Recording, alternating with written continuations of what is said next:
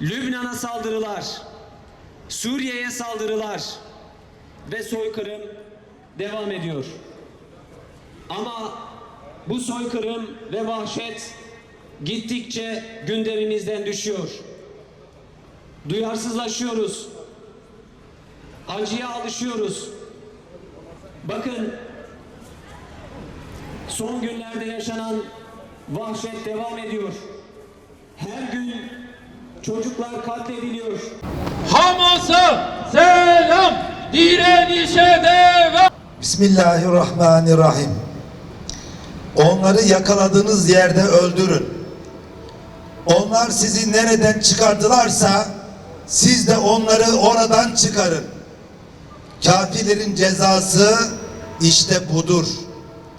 Dünya tarihinde ender rastlanan zulümlere şahit olmaktayız. Kahraman ve mazlum bir millet pervasızca yok edilmek istenmektedir. Siyonist vandalların saldırılarından dolayı 7 Ekim 2023'ten bu yana on binlerce bebek, çocuk, kadın ve sivil katledildi. Gazze'de 50.000'den fazla kardeşimiz katledildi. Bu katledilenlerin 2/3'ü kadın ve çocuklardan oluşmaktadır. 17.000'den fazla çocuk toprağın kara bağrına bırakılmıştır. Gazze kadın ve çocuk mezarlığına dönüştürülmüştür. Gazze'de 350.000 konut yıkılmış, 2 milyon insan zorla yerinden edilmiştir. Yüzlerce cami, onlarca hastane, yüzlerce okul ve birçok kamu binası yerle bir edilmiştir. Gazze'li kardeşlerimiz çadır kentlere mecbur bırakılmıştır. Kana, gözyaşına doymayan Siyonist rejim çadır kentlere de saldırmaktadır. Evleri, barkları yıkılan bir halkın çilesine tüm dünya seyirci kalmaktadır. İnsanlığın bittiği noktadayız. Zalimlerin zulmüne karşı 2 milyarlık İslam alemi sessiz kalmaya devam etmektedir. 8 milyarlık insanlık alemi bu zulme karşı kör, sağır ve dilsiz kalmaktadır. Gazze'de sınır kapıları işgal edilmiştir. İnsani kriz her geçen gün derinleşmektedir. Bir halk zorlu kış şartlarında ölüme terk edilmiştir. Her gün soğuktan donarak şehit olmuş bebeklerin haberleriyle sarsılmaktayız. Gazze'de açlık, kıtlık ve insani ihtiyaçlara erişimin engellenmesi zulmün hangi boyutlara ulaştığını gözler önüne sermektedir. Uluslararası hiçbir ölçü ve kaide tanımayan Siyonistler hastaneleri bombalamaktadır. Sağlık merkezlerinin %95'i kısmen veya tamamen zarar görmüştür. Gazze'nin kuzeyindeki tüm hastaneler Siyonistlerin saldırısına uğrayarak hizmet veremez duruma gelmiştir. Siyonist işgal rejimi doktorları ve tedavi gören hastaları katletmektedir. Gazze'de masum çocukların bedenleri soğuk kış şartlarına ve yıkıntılar içinde mahrumiyete dayanmaktadır. Gazze'de hepatit, çocuk felci ve dizanteri gibi hastalıklar ürkütücü boyutlara ulaşmıştır. Mazlum bir halk kıtlık, açlık, susuzluk, ilaçsızlık ve çaresizlik içerisinde yok edilmek istenmektedir. Gazze'deki su kaynaklarının ve fırınların %90'ı tahrip olmuştur. Temiz su kaynaklarına ulaşmak ise neredeyse mümkün değildir. Birleşmiş Milletler Uluslararası Ceza Mahkemesi ve birçok kurum işlevini yitirmiştir. Devletler ve sistemler insanlar gibi doğar, büyür ve ölürler. Barış ve adaleti tesis edemeyen devletler ve sistemler yok olmaya mahkumdur. Gazze direnişiyle ABD ve Avrupa ülkelerinin yenilmezlik algısı kırılmıştır. Gazze'de yaşanan soykırım yeni bir sistemin zaruri olduğunu göstermektedir. Bir avuç kahraman mücahidin direnişi bizlere bunun müjdesini vermektedir. Filistin direnişi bölgesel gücün oluşmasına zemin hazırlamıştır. Türkiye başta olmak üzere vicdan sahibi ülkeler bu gücü oluşturmalıdırlar. Bu sessizlik nereye kadar sürecektir? Küfür devam eder ancak zulüm devam edemez. Bu zulme karşı bölgesel müdahale gücü oluşturulmalıdır.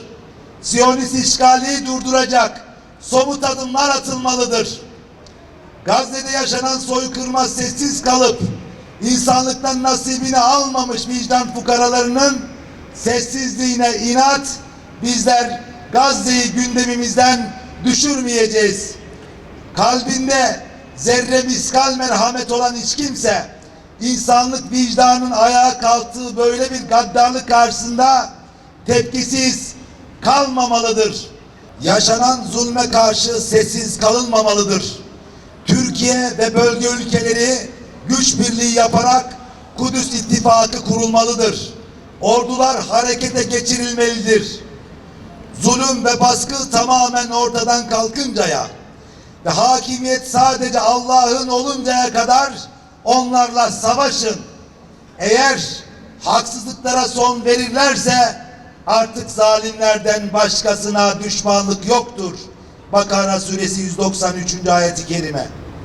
Dünyanın özgür haklarından ve mazlumların safında yer alan devlet liderlerinden talebimiz şudur: Gazze'deki soykırımı durdurmak için İslam ülkeleri ve vicdan sahibi devletler acil harekete geçmeli, İslami, siyasi, askeri ve insani sorumluluklarını yerine getirmelidir.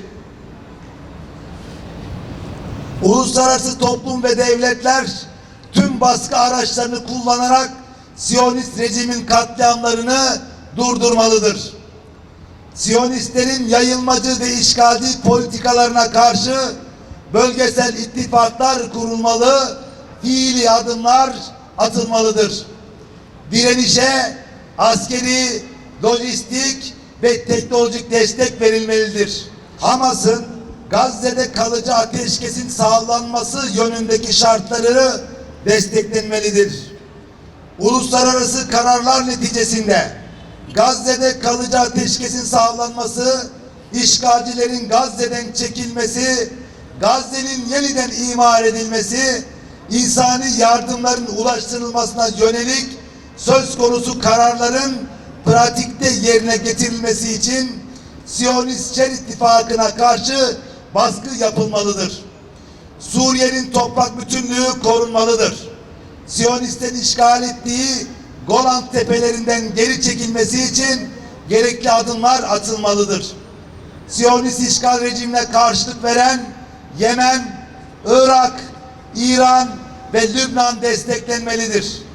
Siyonist soykırımcılara destek sağlayan ürünlerin boykot edilmesine devam edilmelidir.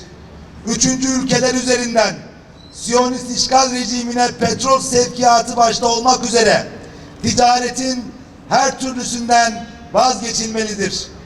Meclise sunulmuş olup uzun süredir bekletilen Gazze'de soykırım suçunu işleyen Türkiye vatandaşı Siyonistlere yönelik çifte vatandaşlık yasası kanunu ivedilikle yasalaşmalıdır.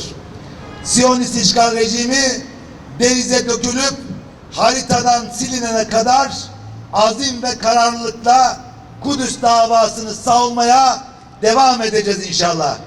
Gazze'nin kahraman halkına, izzeti kuşanan liderlerine, Şehit Yahya Sinvar'a, Şehit İsmail Heniye'ye ve daha nice yiğit kahramanlara selam olsun. Siyonist işgale direnen mücahitlere selam olsun. Allah'ın selamı, rahmeti ve bereketi üzerinize olsun. Direnişe devam. Namaza selam. Direnişe devam.